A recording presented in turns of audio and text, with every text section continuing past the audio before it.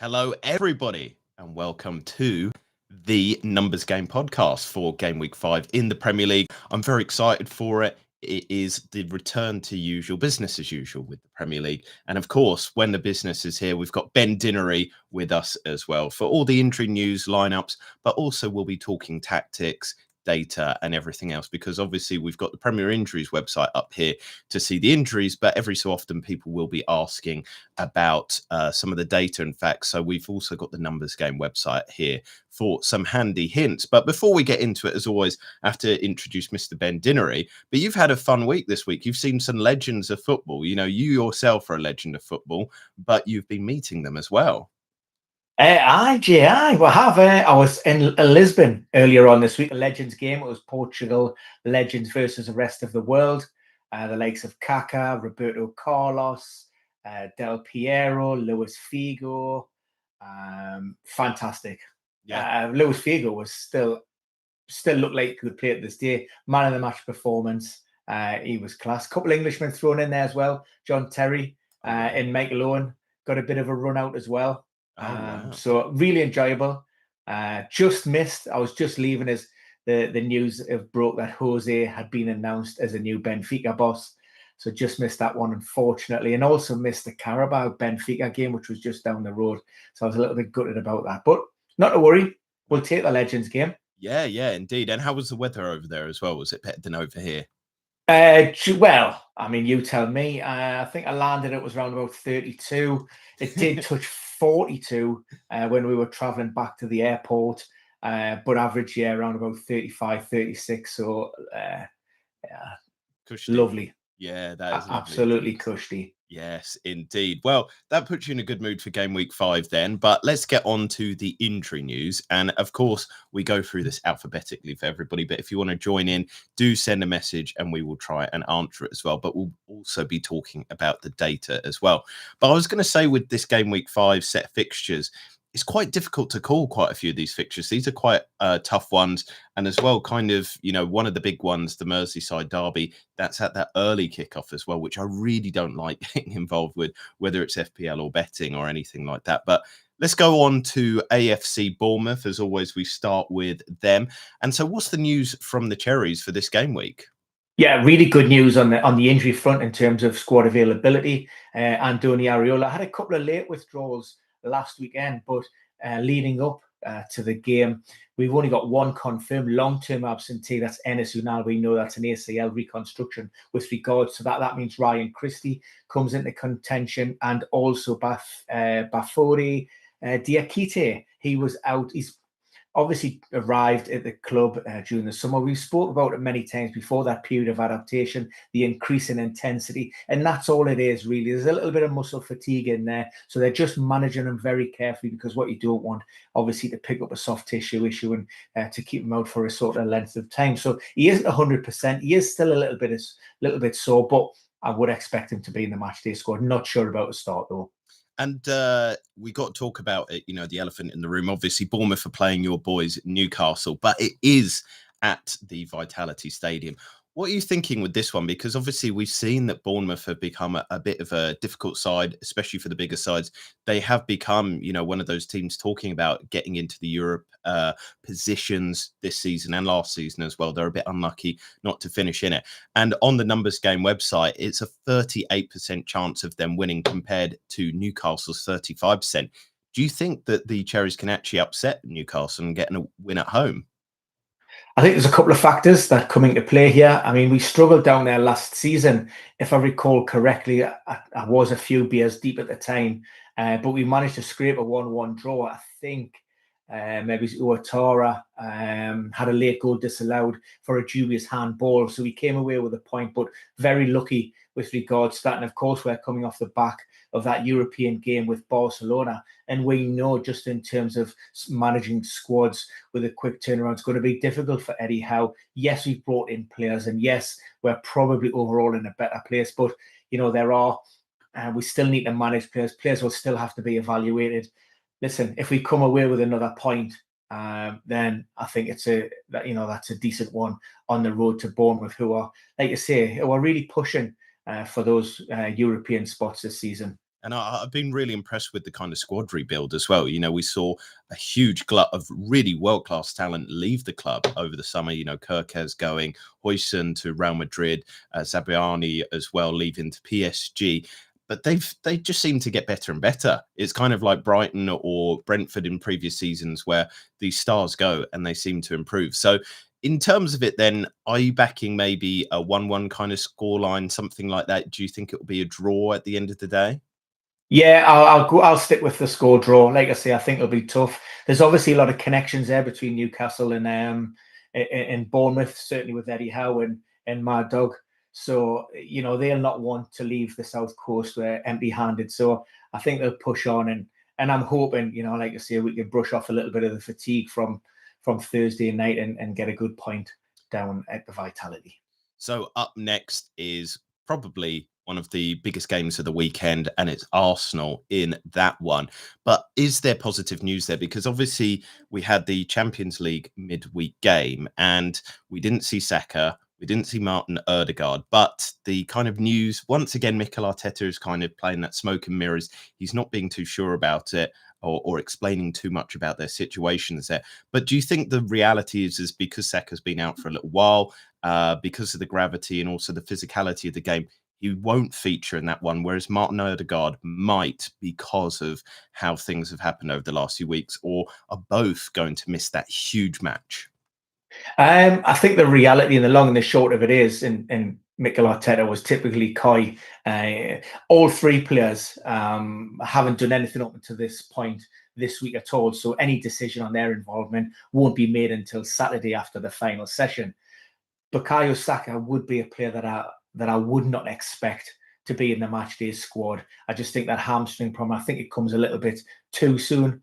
Ben White's a strange one. Returned to the matchday squad last weekend, game week 4, unused, and then missed out again midweek. So this is an ongoing issue. I don't really see the need to take any unnecessary chances with him. And Martin Odegaard, again, this was the shoulder issue. Same side, I think it's the right-hand side that he injured before the international break. So, you know, Arsenal are quite well sort of blessed with players in those attacking options. So again, maybe if Odegaard was to be past fit, then possibly a place on the bench. Elsewhere, good news with regards to Mikel Moreno and Victor Gyökeres.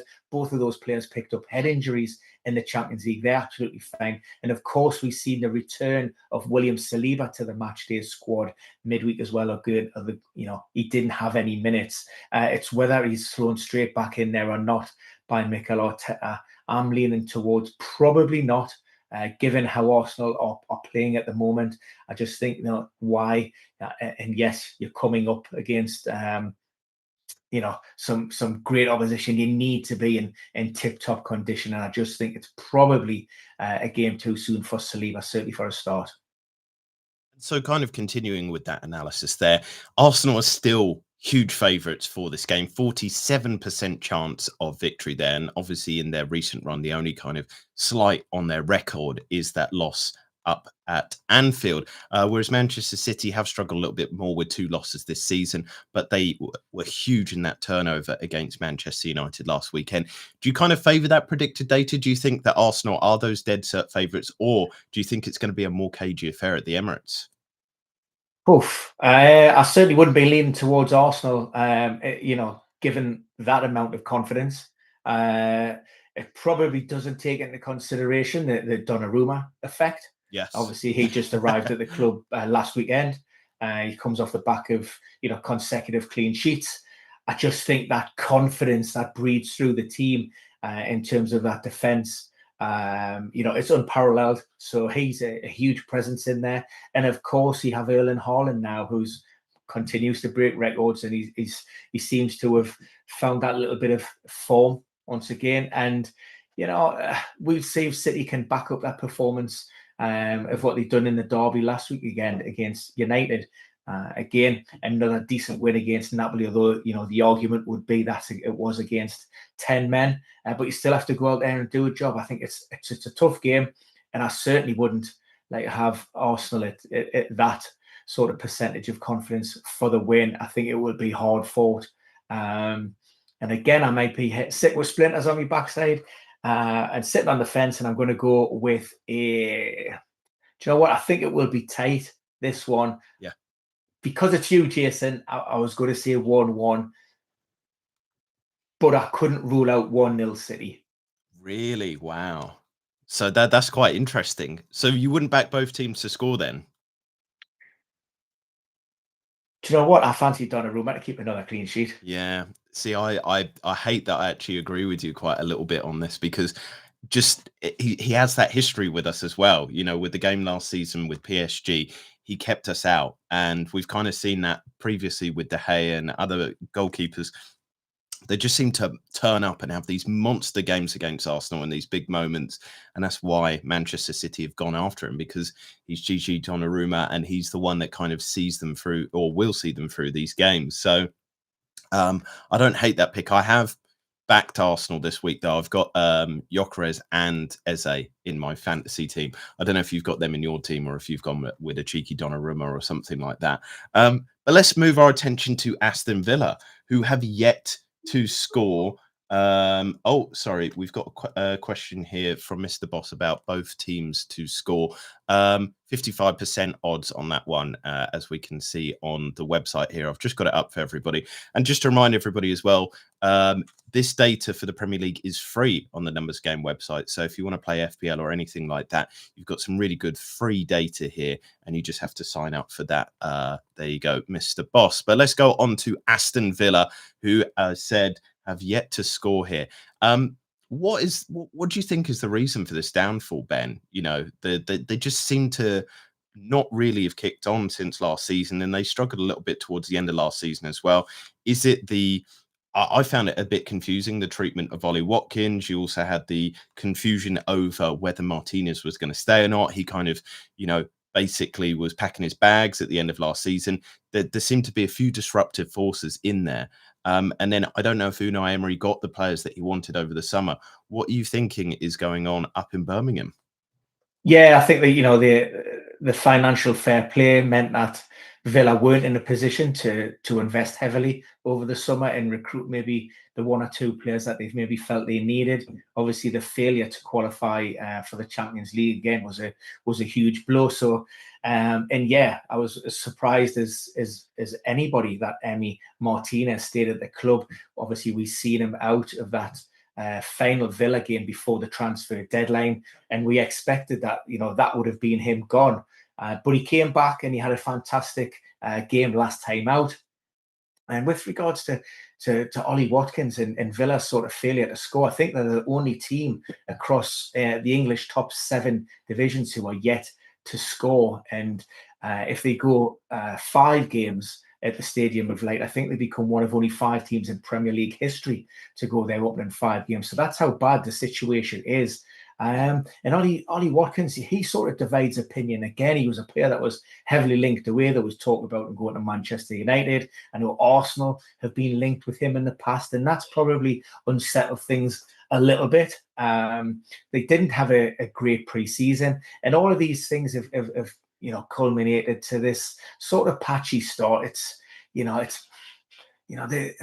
were okay against Newcastle on the opening on the weekend. We're probably lucky that we didn't have Isaac. They got a draw against Everton, which wasn't a bad result. But sometimes as well, when it's going against you and you're not having that rub of the green and it's a little bit unlucky, then these things can happen. But fundamentally, you do have the core of that squad. Yuri Tielemans' absence is huge. He was last year's Players' Player of the Year and Supporters' Player of the Year. I think he played on the best part of every single minute in the Premier League. May have missed a few there at the end of the season when he picked up a little bit of an injury, but he was fantastic, and he really sort of dictated the tempo and had a big part to play in Villa's offensive forward play. He's out of this game now with a calf injury, so that's going to be a little bit of a blow. But like I say, it's a tough place to go, the Stadium of Light. And I'm not saying this with black and white tinted glasses on, but the expectation is that Sunderland's going to make it 3 consecutive wins, whereas the reality is, again, there's no easy games in the Premier League, and Villa could quite easily turn up and leave with 3 points. I just want to bring it back as well for Brentford. Oh no, sorry, we need to cover Brentford next. But very interesting insights there as well. And with the mention there of Yuri Tillemans, as you said, there, player of the year and things like that. He's currently being assessed, but on the Premier Injuries website, which again, just to remind people, this is the best place for injury information. There's no kind of if, buts, and maybes. There's no kind of rumors or things like that. It does say he's currently being assessed and status ruled out, but says he'll probably be back for next weekend. Is there any chance that that could be expedited, or is it definitely that he's out for this game week? Because I think he is needed. As you said there, Sunderland are a difficult team to play at home against, and he's kind of integral to that team. Oh, we've lost you, Ben. I think you might have gone on mute.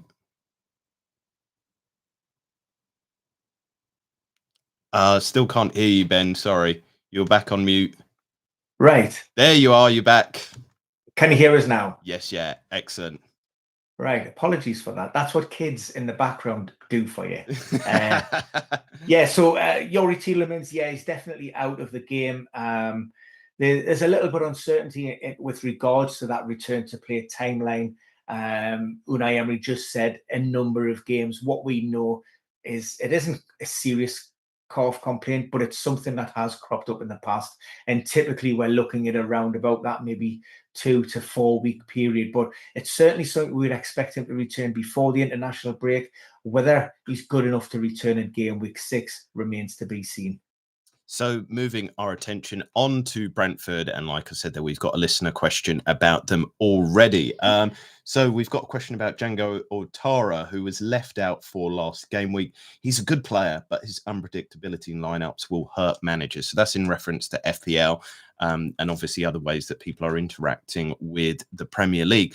So could you just kind of give us a bit of an insight into that selection issue there, Ben? Yeah, that was purely tactical reasons. Keith Andrews is more or less playing with a full and healthy squad. A couple of long-term absentees with regards to Gustavo Nunes, which we've known about. And there's also been an issue with Paris Magoma. But again, if he was fully fit, is he pushing for a start? Probably not. So, we're just finding that Keith Andrews is just settling into that role post Thomas Frank. And he's just, like I say, finding his way and finding how best to adapt, and he cutting his cloth accordingly. So, I'm sure there will be lots of opportunities down the road. But for the moment, like I say, he appears to be a little bit down the pecking order, but still a good player. But in terms of a fantasy asset, too much of a risky option for me, certainly to be buying into that one at this moment. And so just kind of looking at that data as well, we're looking at the prediction numbers here on screen. 48% chance of Fulham winning at home. But I've not really seen much from Fulham this season. Again, we've talked about this already, but they had a very quiet summer as well. They haven't impressed all that much. Do you kind of believe that Fulham will win this? Is this kind of purely based on, how badly Brentford have played? Although they've not been bad as a lot of people have predicted as well. So, maybe give us a little insight into maybe why the algorithm is coming out with that sort of number, a 48% chance of Fulham winning at the weekend. Yeah, I mean, again, it's a little bit like the Arsenal situation. I probably would lean towards Fulham and the home win, but I wouldn't put that much confidence in that. We did see a brief cameo from Kevin last weekend, and he looked like a real player. He earned some post-match plaudits from Marco Silva. And the expectation is with another week on the training pitches and, that performance, that he could get an opportunity to start the game against Brentford. And I think that would certainly help the Cottoners' chances of trying to secure all 3 points. Generally, they're fit, their squad's fully fit and healthy. Iwobi is a player that has been managed, but that's more of a precautionary measure. So it's going to be close. It is another derby. I can see this one, being quite a low scoring affair. Maybe 1-0 to the Fulham. 1-0 to the Fulham will suit them down to the ground indeed. And that would be, I mean, it's a fairly likely event as well, 30% chance of a clean sheet there. So, if you're looking at for FPL as well, great for game week 5, an opportunity there to get some clean sheets and maybe some defensive points as well because of the new addition of defensive contributions. But let's go to Brighton and Hove Albion, who are playing Tottenham. They're obviously at home at the Amex, but looking at the Premier Injuries website, there's a long list of 6 players there. But is this going to dent their chances against Spurs? Yeah, the Adam Webster injury and Solly Marsh, that's nothing new. Webster, unfortunately, was a late one in pre-season. That's ACL, so we're not expecting him back. And Solly Marsh hasn't played for the best part of almost 2 years now. The biggest blow would be the loss of Jack Hilchilwood. Now, that was a fairly innocuous challenge last weekend. Went in with Evan Nielsen and came down awkwardly and stood on the forward's hand and actually rolled his ankle. Didn't look great at the time. Post-match evaluations reveal that he has damaged ankle ligaments, so we're probably looking between 6 and 8 weeks on the sidelines for him. So that is a blow. Elsewhere within the squad, most of those players should be coming back into contention. Mats Vifa, he's missed the last 2 games with a knee problem, and also Diego Gomez, that was a late one, was due to illness last weekend. Maxime de Cooper, he was bundled into the advertising hoardings, took a heavy knock to the knee. Again, nothing too serious, but it's more of a contact injury. So again, he's in with a good chance. One thing to note that Fabian Hertzler did talk about, obviously, the threat of Mohamed Kudus from Tottenham, and talked about sort of countering that. And he did name drop 30 Kaligoglu as a possibility to come in. He was recruited, I think, in the summer of maybe 24 and didn't really get much of a look in the Turkish international due to a persistent toe problem that stretched way beyond the initial timeline. So the expectation is he could come in at fullback to try and counteract the threat of Kudos. So that'll be an interesting battle. Yes, indeed. And GV has sent a message in saying, Brighton not scoring profusely, that was expected. So kind of looking at the predictions for this game, like we said, it's at the MX. And again, the algorithm seems to be chucking up a bit of a shock win here. 42% chance for Brighton, but Tottenham looks really solid. It hurts me to say this as an Arsenal fan, but Thomas Frank is doing an exceptional job. We've discussed it many times. He is a great manager. What are you thinking for this game then, Ben? I think this will be entertaining. I'm trying to stay. I don't want to have every game down as being tight and a potential draw. It really depends on which Brighton turn up. Fabian Hertzler, again, referenced the match against Bournemouth in game week 4, and Brighton weren't at the races, to be honest. Maybe those couple of injuries in the first enforced changes, forced that change in setup and tactics, and that maybe was one of the factors why they were so disappointing. But Tottenham, they're on a little bit of a high. Confidence is good. They had a good Champions League win midweek.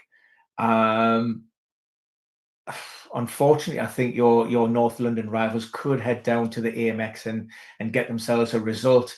I'm going to go for an entertaining, both teams to score. Tottenham win 3-1. Oh, goodness me. That is very entertaining as well. And I've just got a message, not on the live chat, but a personal message. Somebody said to me, I can't believe you're complimenting Tottenham. I know, I feel filthy for saying it as well. Hopefully things will turn around and get back to normal and Tottenham start being their usual bad selves again. But let's continue with the analysis here. And Burnley are up next. And it was tragic last weekend, seeing them lose in that final seconds there. The script is kind of written each week for Liverpool to just, win in the last moments. They've done it in the Champions League now. Will they ever drop points? Will they just keep doing this? Well, we're not focusing on them at the moment. We're focusing on Burnley, who I have to say I've been quite impressed with so far this season. But are there any injury news that should derail them from a potential game where they could pick up points?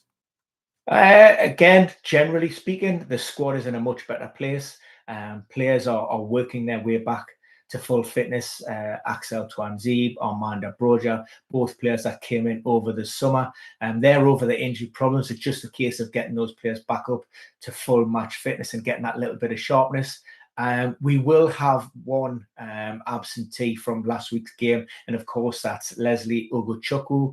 He was sent off. He was dismissed late on down at Turf Moor. Then that was maybe again a contributing factor as to why Liverpool were sort of applying the pressures and got that late penalty. So he's definitely out of contention. Brun Larsen is a player who could come back, picked up a heel issue while playing for Denmark during the international break. So he's going to be in and around the matchday squad, barring any kind of reaction.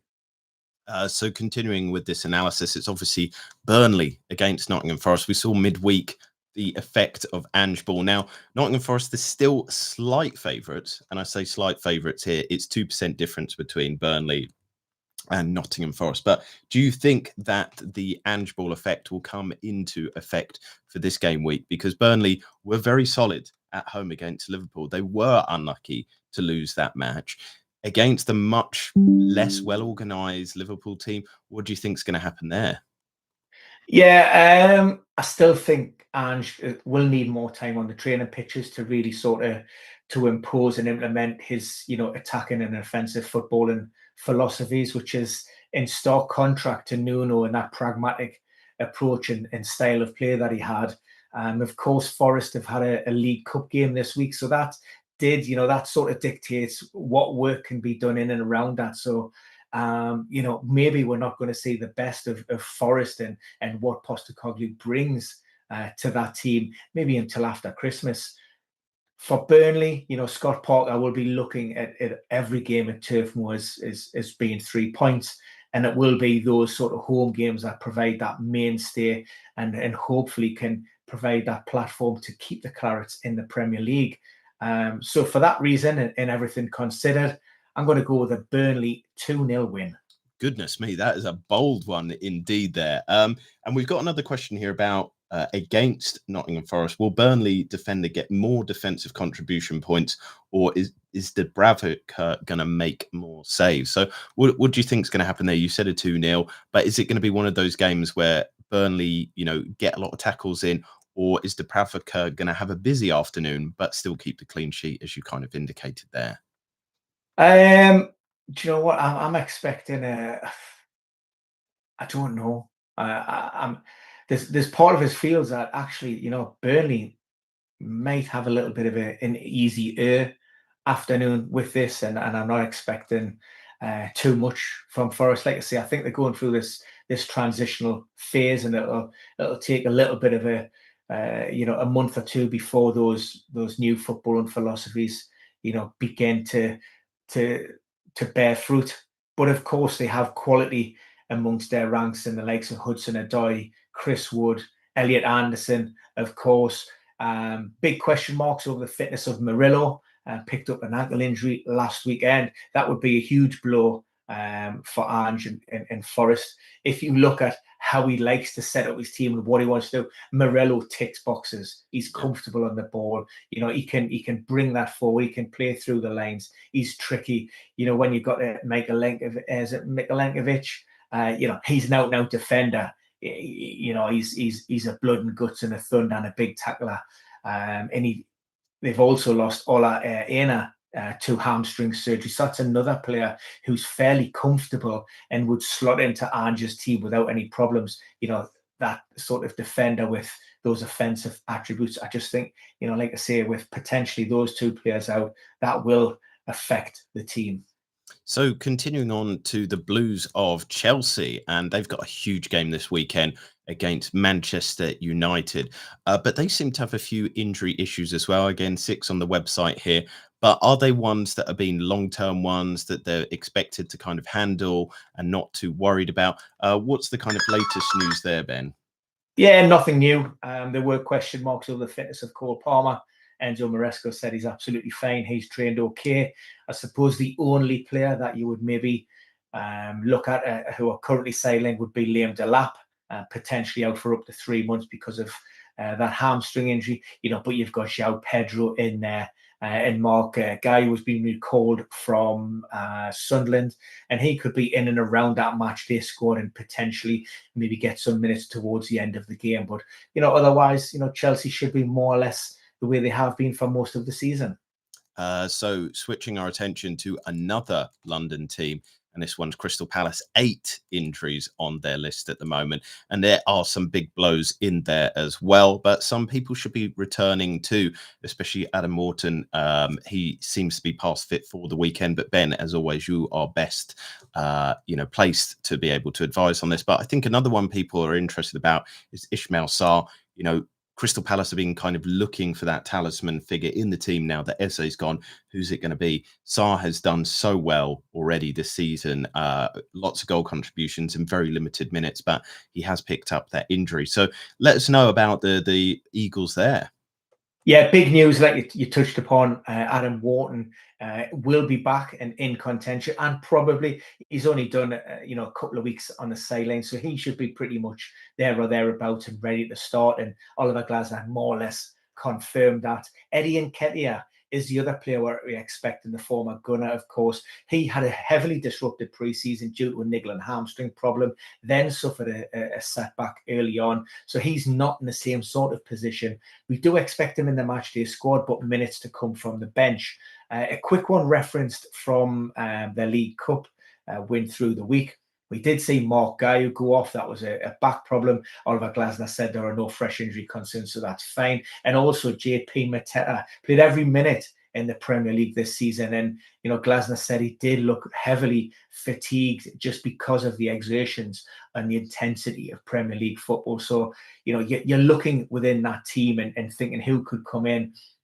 Probably JP, will start, but I wouldn't expect him to play 90 minutes. And that could be an opportunity maybe for Nketiah to come in. Ismail Sarr, it's going to be too early for him, but maybe game week 6 or game week 7 for a return to the matchday squad.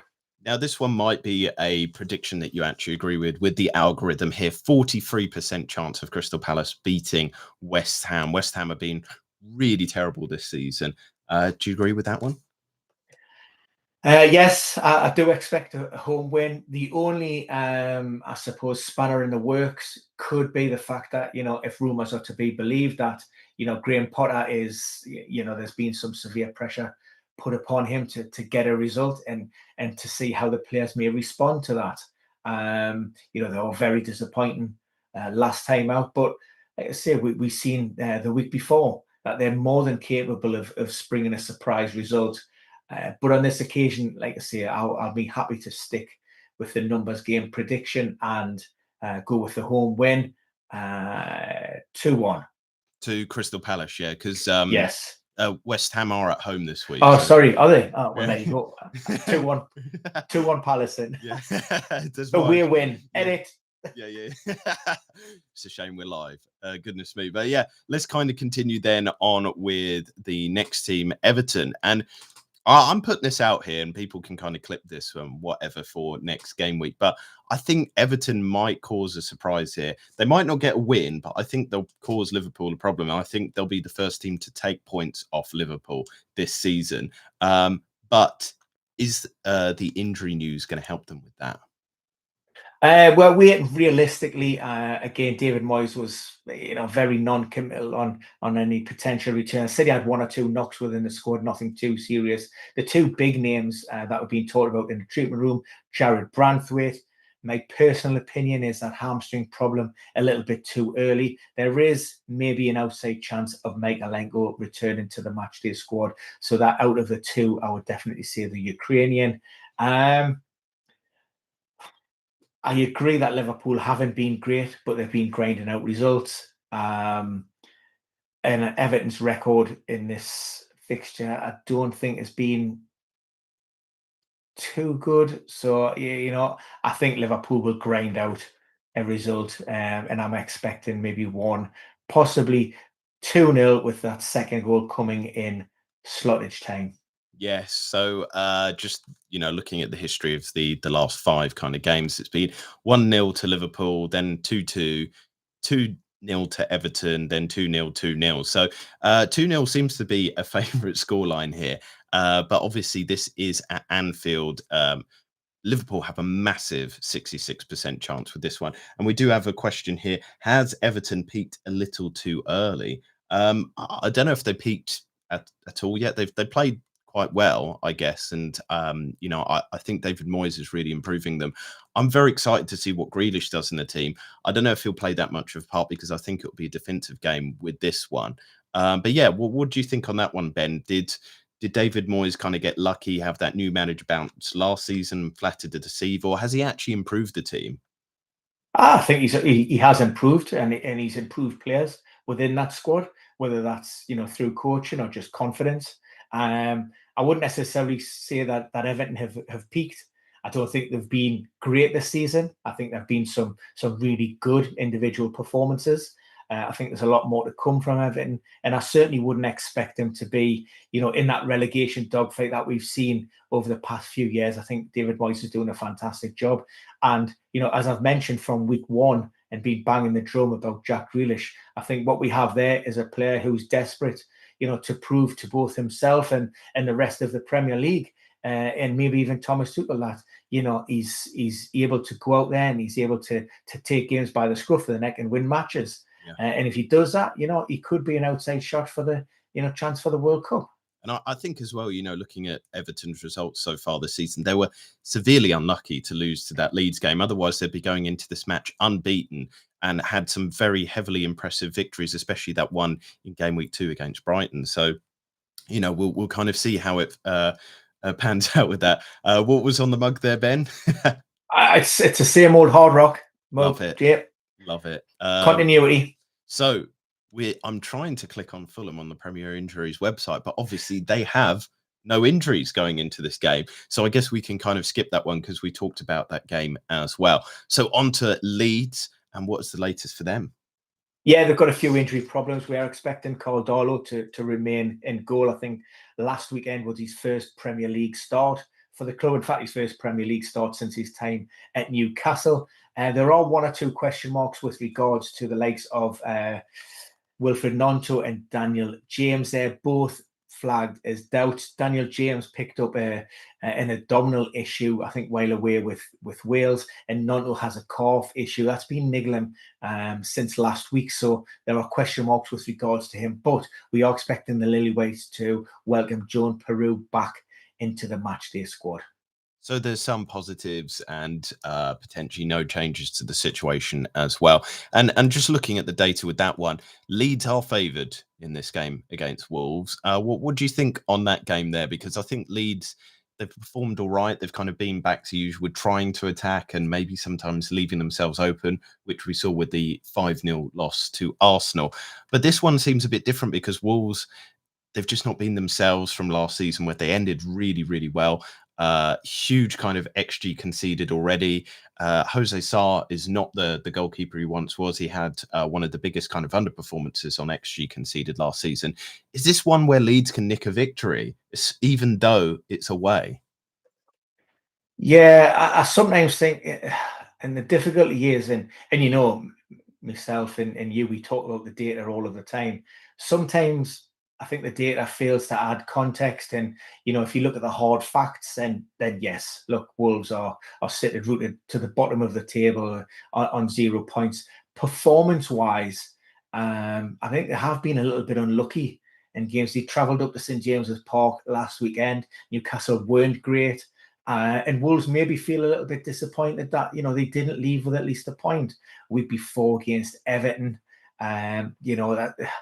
that was probably a little bit wasteful and a few mistakes thrown in there. Yes, the opening weekend defeat, heavy defeat to Manchester City, they were well beaten. But I do like Vitor Pereira. There's also a possibility of welcoming back Jurgen Strand Larsen, but again, that would be from the bench. Hasn't had a lot of minutes on the training pitches.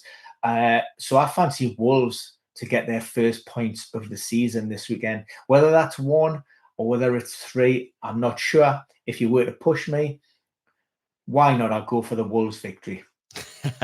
And we've got a comment here that agrees with you as well. Leeds will lose because they play an away match. It's as simple and as easy as that for GV there. But we move from Leeds to Liverpool now, and they only seem to have one question mark over Curtis Jones, although it seems today he has been passed fit. So they should have no excuses this weekend. They should start, I guess, finding their form with all the players available. The question, I think, for a lot of people is Alexander Isak. He played, was it 57 minutes in the Champions League midweek? When's he going to start starting, though? That's what people really want to see, how Liverpool are going to look with him leading the front line. Yeah, I still think it's a little bit too soon. He was a surprise starter for me against Atletico. It's certainly, bearing in mind, he wasn't even a matchday squad down at Turf Moor. So to come in from the cold and thrown straight in, then play an hour and done all right, showed glimpses of the player that we used to witness week in and week out in a black and white shirt. So there's undoubtedly he's a talent. I just don't think he's ready for a start, and I would expect Ekitike to come in and leave that Liverpool front line. The difficulty is, we're coming up to the third game within a 7-day period, which, even Arne Slot referenced himself is quite unusual. But like I say, for me, I think it's just too much of a risk with Isak and minutes from the bench. I don't think we'll maybe see the best of Isak and playing sort of regularly and starting and getting worthwhile minutes probably until after the international break, post mid-October, and then we should really see him sort of get that sharpness and really kick on for Liverpool. We've got a question of who's going to start. Will it be Frimpong or Bradley, Ben? Oh, it's a good question. Frimpong's coming off the back of that hamstring problem, while Bradley himself is no stranger to the treatment room. I think Frimpong is definitely the sort of the safer option in terms of where we're at. It's just that hamstring issue, but I'll go Frimpong. Yeah, big game, big players. Yeah, I think he gets a nod for me. And kind of bringing it back to the Alexander Isak situation there. Does the fact, you can correct me if sorry, Ben. No, sorry. What I was going to say, I mean, let's assume that it is Bradley or Frimpong, because Szoboszlai has been occupying that right back spot for the last few games and did and scored against Arsenal. So it would require a little bit of sort of player management and a little bit of a reshuffle for Arne Slot. Sorry for interjecting. No. It's a good point to make, actually. And I just wanted to go back to the Alexander Isak situation as well. But, how much does it worry you a little bit, or maybe it doesn't worry you as a Newcastle fan? Maybe you'll be happy about this. But will he struggle this season because of a lack of, I guess, continuity with the preseason? Because as we know, from the academic data, each kind of week lost to preseason through injury or not being there increases the likelihood of injury. We know Isak has a kind of patchy history of injury in the Premier League. So what do you think is going to play out there? Because how much time did he actually have to train? He'll obviously keep himself to a certain level, but he didn't have any competitive preseason matches. He was obviously frozen out with the Newcastle team. He did some sort of individualized training, but it's not the same as working with the group. Could that actually come to bite him and Liverpool later in the season, maybe towards the business end as well? Well, this is going to be the difficulty for Arne Slot in terms of managing Alexander Isak. As you referenced, I think Isak spent more or less the best part of almost a couple of months just working by himself without any team training. And, there's only so much you can do if you don't have that competitive environment to hone your skills and gain that little bit of sharpness. So that definitely comes into play. Then you factor in, Liverpool are playing 2 and 3 games a week.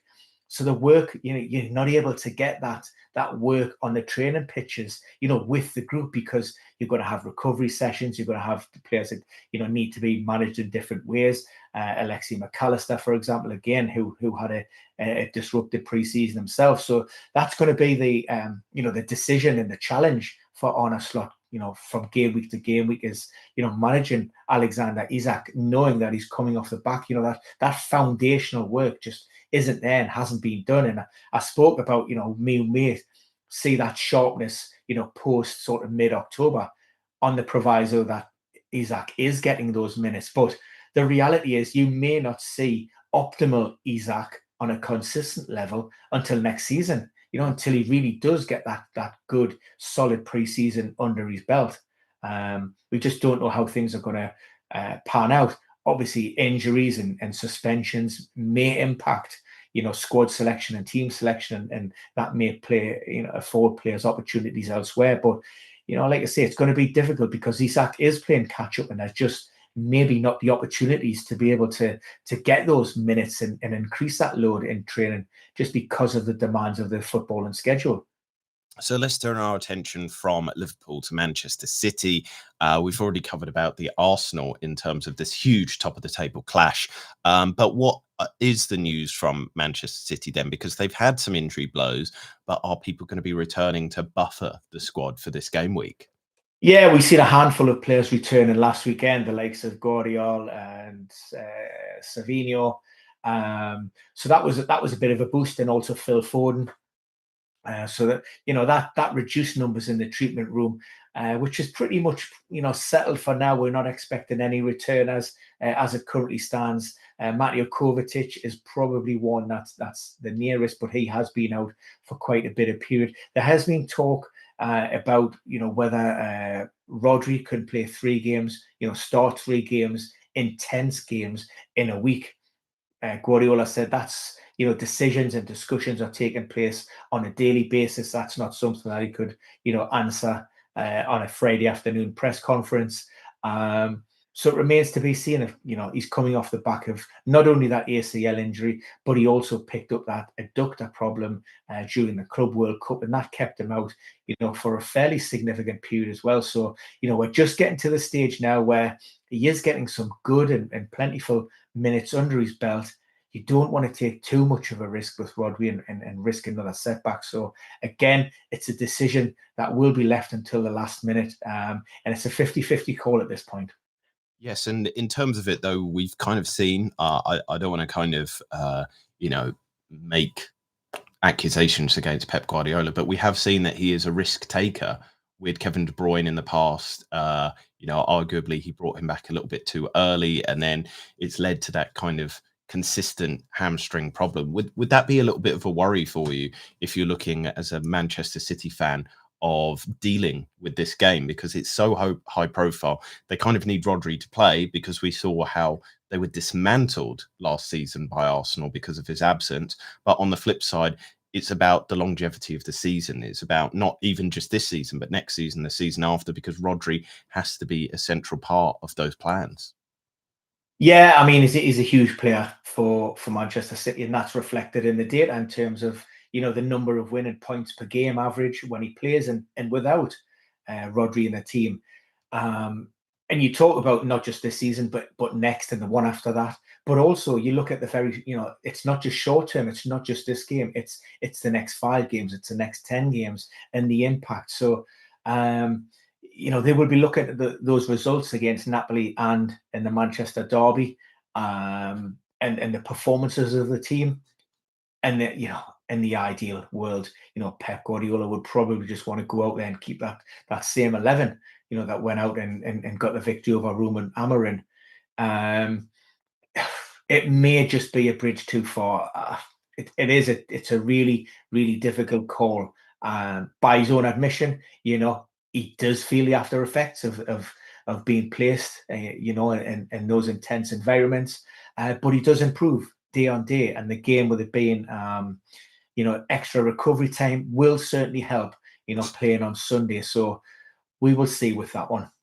So continuing over from the one side of Manchester to the red side, what is the latest for them for their huge game against Chelsea? And we'll dive into the numbers a little bit with that one as well, because we didn't cover it when we talked about Chelsea. But yeah, what is the latest team news? I guess all eyes will be on if Cunha can start. Yeah, well, we could be promising an old boys reunion with Mason Mount. He's been given the green light, and also Matthias Kuna recovered from that hamstring problem that he picked up before the international break, so he's good to go. Whether Ruben Amorim sticks either player in from the start remains to be seen. Elsewhere within the team, you know that Liga Martinez, that's an ACL injury, but has been out there on the grass working. Not fully integrated with the team, but certainly encouraging signs and optimism in terms of that he won't be out for too long. And Diego Dalot, he is out. But other than that, Manchester United are pretty much at full strength. Is there any information on Dalot though? Because the latest information was that he's just out. It doesn't seem to be an injury. Is there something more to that? What is the information that you can kind of derive from that, Ben? Yeah, in terms of specifics, no. And Manchester United being a very difficult team to get a read on in terms of information that's released out there in the public domain. What we do know that Dalot arrived with the Portuguese squad ahead of those last internationals, and it looked like he may have picked up a problem while training with the national team, and there was an announcement made by that he had been released and returning back to Carrington for treatment. But again, the specifics behind that we do not know, other than we think it's probably a muscle injury. Okay. And so we do have a question whether you think Kunu will start. Do you think he's going to be playing this weekend, especially with how high profile this game is?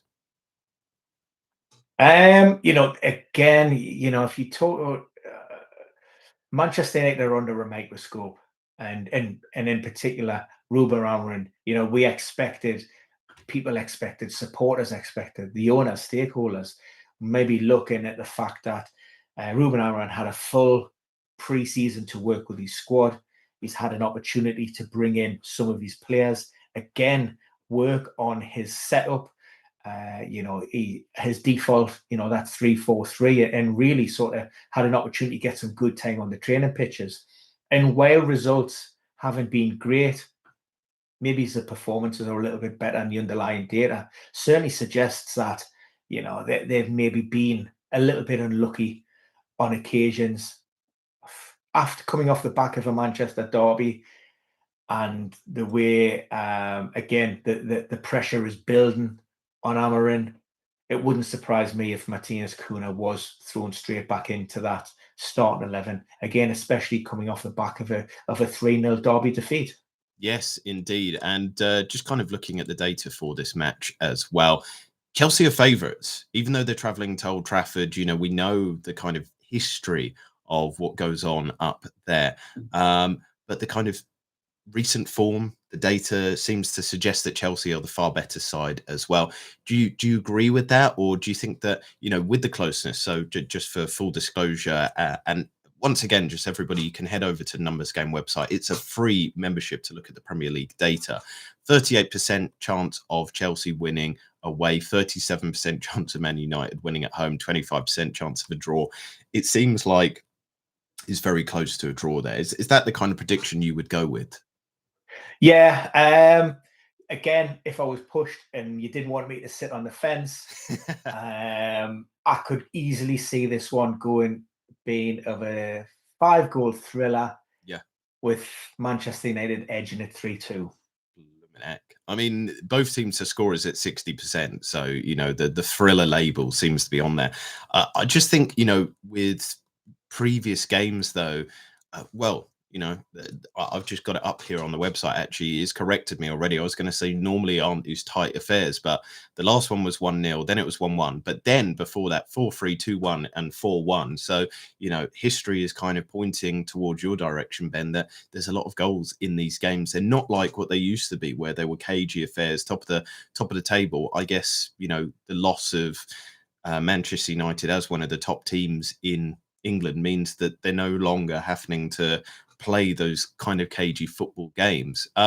So moving from Manchester to Newcastle, and we've already talked about the game this weekend, but what is the latest injury news for the Toon?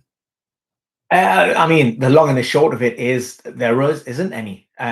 We heard from Eddie Howe post-match Barcelona on Thursday evening. There were question marks over the fitness of Fabian Schär. Took that ball to the face from Marcus Rashford's shot. We've seen Kieran Trippier replaced later on. That looked to be fatigue related, a cramp. But again, those players need to be evaluated. Jacob Ramsey didn't start. He's been nursing an ongoing Achilles injury, probably a loading issue that needs to be addressed. What we do know from the team from Thursday night, Anthony Gordon is suspended in the Premier League, so we'd expect Nick Waltemate, probably got that completely wrong, to start and lead the Newcastle front line. Any question marks? If there is a concussion confirmed with Fabian Schär, then he is out. He will be under protocol. We expect Thiaw from AC Milan to come in, probably alongside Dan Burn, although I think Sven Botman can consider himself a little bit unlucky. Also, I'm very surprised we haven't seen a great deal of Lewis Hall this season. Even last night or Thursday night, I would have maybe thrown him on to that team. But so if there are, like I say, if there are fatigue related problems with Kieran Tierney and he isn't quite 100%, you could see Lewis Hall come in. The reason I think Eddie Howe might be a little bit reluctant, because it would mean Tino Livramento switching flanks and probably Tino going on the right with Hall coming in on the left. The other option, of course, would be Dan Burn left and then bringing Botman, in at centre back as well. So there are a few ways, they could even slice things up. But Lewis Hall would be my shout with regards to that. And do you think that the fact that he didn't play in the midweek means that he probably will be starting at the weekend? He's coming off the back of Lewis Hall. Yes, yeah. He's coming off the back of a long-term issue, so I don't think it's more of a case that he's probably just lacking that little bit of match fitness and sharpness, as opposed to Eddie Howe managing between the games. So again, that would be the worry, just throwing him straight in there. It might be a little bit too soon for that. So, like I say, fingers crossed Kieran Trippier is okay and we can leave that back four fairly settled. But there are big question marks over Fabian Schär. So GV is already a little bit ahead of us, and he's asked us a great question. I'll start it with what he has said there. Will Iger Jesus displace Wood based on his performance in the EFL Cup against Swansea, but Wood wasn't in the squad at all? I have Wood. I'm worried about whether he starts or not. Yeah, well, what are your thoughts on that one, Ben? I tend not to look too deeply into those League Cup squads and and take too much from them. Certainly, yes, he would have ticked boxes, and Ange would have loved what he's seen from him. But for me, I think Chris Wood's got enough credit in the bank. We know he is fit and available, and it was purely a tactical decision. So there aren't any concerns with regards to that. So I expect Chris Wood to lead that Forest front line. He's proven at the highest level. He's still scoring goals. I don't see any reason to tinker too much with that Forest team. And so with the rest of the team, what is the injury news? Yeah, all I know was the hamstring surgery. He's out, and big question marks over the fitness of Murillo. He will have a late fitness test. However, if he does miss out, then the expectation is that he will be back for the next game. Okay, so let's switch our attention from Nottingham Forest to Sunderland. And again, somebody that we've already covered in terms of the output of the game, but we haven't talked about their injury news. So what's the latest there, Ben? Yeah, it's a fairly extensive list that Sunderland have been dealing with for most of the season. Unfortunately, fortunate Regis Bray has invested heavily in the squad over the summer. They have been boosted by the potential return of Dan Ballard. That was a groin adductor issue that he picked up at Turf Moor and game week 2. So he should be in and around. So that's good news for them. Luke Onai, who dislocated his shoulder during the opening exchanges of that playoff final win against Sheffield United. Unfortunately, he's taken a little bit longer than initially anticipated. So we're probably a week or two away from him. Elsewhere within that squad, Enzo Lafay, again, he was a late withdrawal from the matchday squad. last weekend. He should be in and around it. Yes, indeed. And another one of kind of my crazy predictions for this game week, but I think Sunderland will win or draw at that home fixture there. I just don't see Aston Villa turning it on, especially with Sunderland having kind of form on their side. Let's turn our attention, though, to Tottenham, who have a difficult travel down to Brighton, to the Amex. But have they got some positive injury news to at least boost them for that? Yeah, positive in terms of updates, but not really in terms of personnel returning to the squad. The big news was Dominic Solanke. We know he's been managing an ongoing, persistent ankle problem for quite a while. He's back out on the grass. He is progressing, but this weekend will come too soon. And also that League Cup match, I think they're playing Doncaster maybe through. That's going to, so we're looking at probably game week 6 at best for Dominic Solanke. Other than that, long-term absentees remain the same. Dragusin, Kulusevski and James Maddison. There was also a bit of a boost with Sakai, who since joining the club had a bit of an issue with his plantar fasciitis. Again, that's a loading problem. So he's not far away from rejoining the group. And just to give people the latest data once again, 42% chance of Brighton winning at home there, but I don't think you are backing that one, Ben. And to be fair, I'm a little bit skeptical on that one as well, because Tottenham are playing quite good, especially defensively. They've really shored up shop. Turning our attention to a team that have not shored up at all, though, West Ham. What is the latest for the Hammers? Yeah, we heard from Graham Potter on Thursday. Generally speaking, the team news is good. Aaron Wan-Bissaka, unfortunately, is probably going to miss out. That's an abdominal issues kept him out of the last couple of games. Potter did reference the fact that Nicholas Fulkrug picked up that calf problem with Germany, has full week of training on the pitches, and also Callum Wilson, and another player who had a heavily disrupted pre-season. After failing to agree new contract at Newcastle, wasn't training with the group, trained by himself, but he has been again working fully, and they're both players in a better place for the Hammers. And just going quickly back to Tottenham, GV has said Jed Spence is playing well, surging forward. A goal is on the cards. He also got that England debut as well, which was fantastic for him. And it was quite nice to see Harry Kane's emotional speech about him playing. Do you think that a goal is on the card for Spence? Is it a time of, not if, but rather when? Look, well, why not? I think, did I say it at the top of the show? I fancy Tottenham to win 3-1, and why not? We'll give Spence one of those goals as well. So yeah, I agree. Yes, and there's an 8% chance of him scoring this game week as well. Played 4 games. He's looking sharp, isn't he? He's averaging 0.5 goals. 0.5 shots per 90. 0.5 goals would be fantastic. But yes, so turn our attention then to the final team of this game week, Wolves. As we said, they've got a difficult game there against Leeds.